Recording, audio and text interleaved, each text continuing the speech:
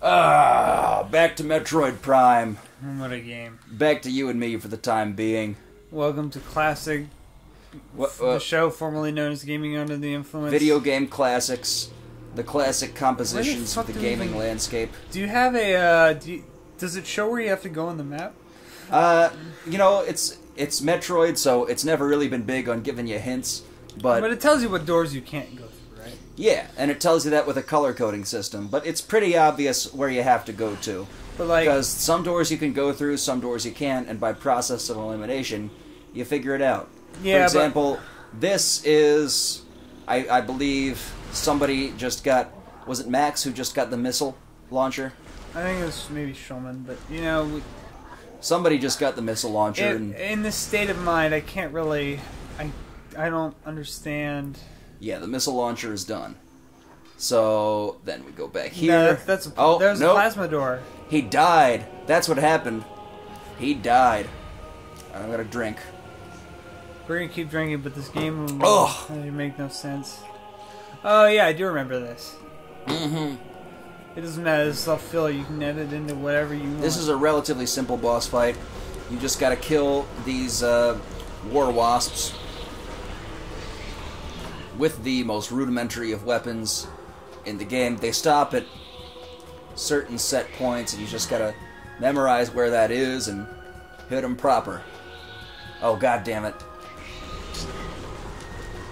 Fucking hell. It's kind of a trial and error process.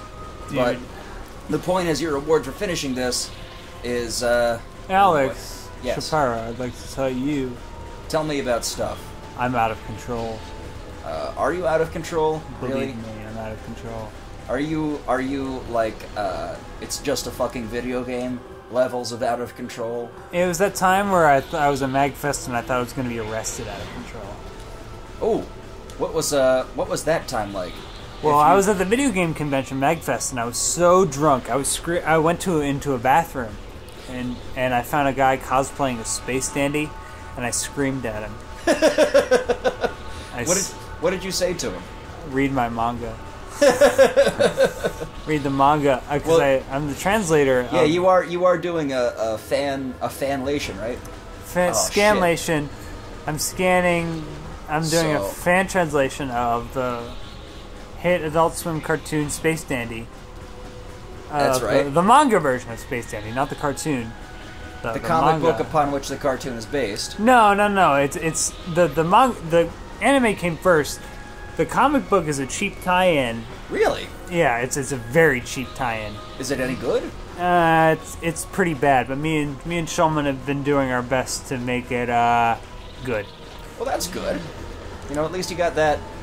And I liked that, but I was yelling at this man in a public restroom at a convention. Well, sometimes things happen. But weren't you talking about killing yourself like Robin Williams? I always do that. Okay, well, maybe some context is in order. Because I don't really understand the context. No, because I make Robin Williams jokes all the time. Because you know what I figured? Is that Robin Williams would probably want that. He probably would, honestly. Because honestly, his stand-up comedy is completely nuts. Yeah, that's why, and I watched some of Robin Williams' stand-up comedy. It's not the best, it's not the worst, but you know... Well, he was an actor, and he played serious roles and not-so-serious roles. He's entertaining. He's an entertainer. As a comedian, he is really rude, and that is a good thing when you're a comedian. So Robin Williams probably would want that sort of thing. I know he was horribly depressed. He does 6 different voices, and that's the whole thing. It's just 6 voices. That's it. Hey, look at me! I'm Robin Williams! Oh my god, I'm Robin Williams. Look at me, I'm Robin Williams. That's it. That's all he ever does. But it's actually pretty spot on. No, but it's true, but at the same time, I have great respect for the man, and that's why I make jokes about him killing himself. So you have respect for him, and that's why you joke about him killing himself. Yeah, because you know what? Because you know what fucking pisses me off is the Facebook crocodile tears. Oh yeah. Well, I mean, everybody. Fucking celebrity dying. Whenever a celebrity dies, everybody whores themselves out for likes and upvotes and whatever on social media because everybody wants to be seen as the guy who has sympathy for the famous guy. Okay, because like Leonard Nimoy is dead, for example. Yep. All right, what do you have to say about Leonard Nimoy being dead? I say, you know, good for him for having a good life. Exactly. He died of old age, at an old age, and that's perfectly... That's fine, because, like, he did everything that he could possibly do at his age. That's great. That's good for him. Leonard Nimoy lived an awesome life, and everyone's like, boo-hoo, Leonard Nimoy. But it's like, secretly just a selfish ploy for Facebook likes. Yeah, that's the thing. Bullshit. It's the, like, as far as Leonard Nimoy being dead, I think he probably... As far as his potential, he probably maxed it out, and that's great for him, you know? He lived a good full life, because, like, my grandpa died at 96, and nobody was fucking sad about it, because he lived a good, full life, and that's what's important, is the fact that he went through pretty much his potential, I think there's, like, two kinds of mourning. There's, like, I'm actually sad that I'm not gonna get to be around this person anymore mourning, and there's just, like, I want to be seen being sad. Because, like, Leonard Nimoy, I pay my respects to Leonard Nimoy. Rest in peace, God. Rest in peace, Leonard Nimoy. You did what you could, and that's great. That's fucking great. That's all I have to say about it. It's great that you had the life that you had. Yeah, weren't we at, like, some party or something recently where everyone gave the Vulcan salute? I wasn't, because I haven't left the house since Leonard Nimoy died, because I don't leave the house ever, because I don't have a job. But, Alright, Hive Mecha defeated. Missiles acquired. But I see all these crocodile tears on Facebook, and it's like, boo, Leonard Nimoy. And it's like, are you really... Like, I don't think he would have... Well, it does take a certain amount of cynicism to interpret all that public mourning as having selfish ends for, like, getting likes and shit. Well, I am very cynical, but at the same time... I am very cynical, too, and honestly... But you're a Star Trek fan of all the things, too. Yeah, and... Not just a Star Trek fan, but a total cynic as well. And, like, I understand being sad about it, but I have also met quite a few selfish people in my life.